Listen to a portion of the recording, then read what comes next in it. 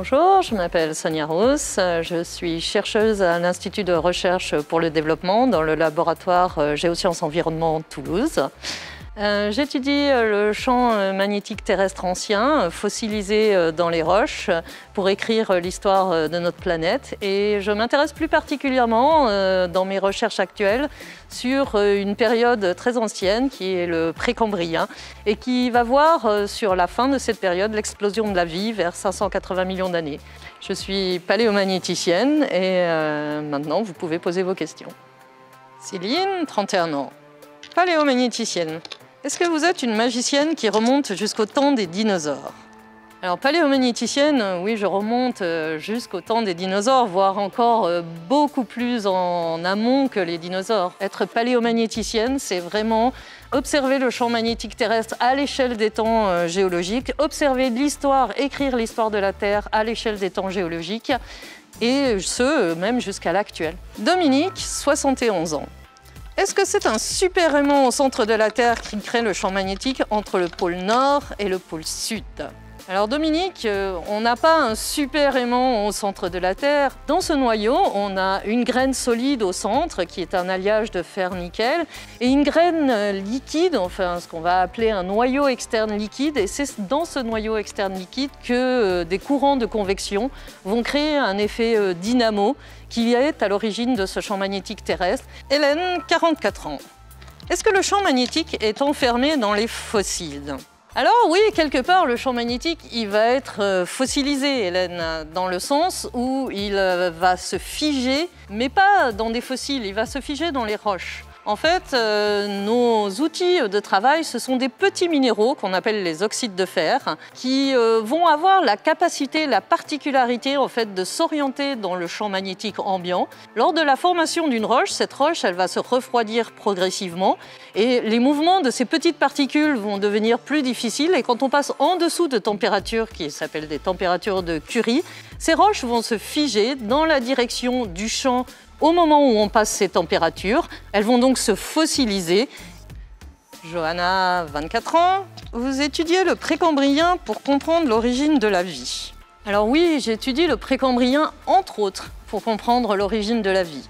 Et c'est une période qui voit d'immenses bouleversements sur notre planète en fait. Je me concentre principalement sur la fin du précambrien. On va avoir une tectonique des plaques qui se met en place telle qu'on la connaît actuellement, c'est-à-dire avec des cycles de supercontinents, où on va avoir une amalgamation des continents tous ensemble pour former un supercontinent, puis leur dislocation. On va avoir également l'explosion de la vie, en effet, avec la faune édiacarienne vers 580 millions d'années et l'apparition des organismes multicellulaires. Donc le précambrien, c'est vraiment la période et surtout la fin du précambrien qui va détenir les clés de la planète telle qu'on la connaît aujourd'hui. Et pour nous, magnéticiens, c'est aussi une période qui est fascinante parce que c'est la période où le champ magnétique va se stabiliser, va acquérir cette forme que l'on connaît actuellement, qui est une forme dipolaire, qu'il n'avait probablement pas avant. Léo, 15 ans. Et si le champ magnétique disparaît, on s'envole comme un astronaute. Ben non, Léo. Si le champ magnétique disparaît, on ne va pas s'envoler, parce que c'est le champ de gravité qui nous retient les pieds sur Terre. Par contre, si le champ magnétique disparaît, il y a beaucoup de bouleversements qui vont être impliqués pour notre planète. Notamment, le champ magnétique, c'est ce qui nous protège actuellement du vent solaire, du bombardement de la radiation solaire. Donc si le champ magnétique disparaît, finalement, c'est notre vie sur Terre telle que nous la connaissons qui va disparaître. C'est pour ça qu'il est très important actuellement de surveiller le champ magnétique, ce que l'on fait notamment grâce aux données satellitaires de façon toujours continue. Sébastien, 41 ans. Si le champ magnétique s'inverse, est-ce que tous les animaux et nos boussoles vont perdre le nord? Alors oui, nos boussoles vont perdre le nord. Enfin, elles vont trouver un nouveau nord. Par contre, il n'a pas été trouvé de lien réel entre les extinctions majeures des espèces et les inversions du champ magnétique, qui sont un phénomène finalement très courant dans l'histoire de notre planète. Pourtant, il est vrai que de nos jours, certains oiseaux, des oiseaux migrateurs par exemple, ou des espèces marines, s'orientent grâce au champ magnétique. Cependant, comme la durée d'une inversion est un phénomène long à l'échelle des espèces et à l'échelle humaine également, on pense que l'adaptation de la vie fait que cela n'entraîne pas d'événements majeurs sur ces espèces. Pascal, 53 ans.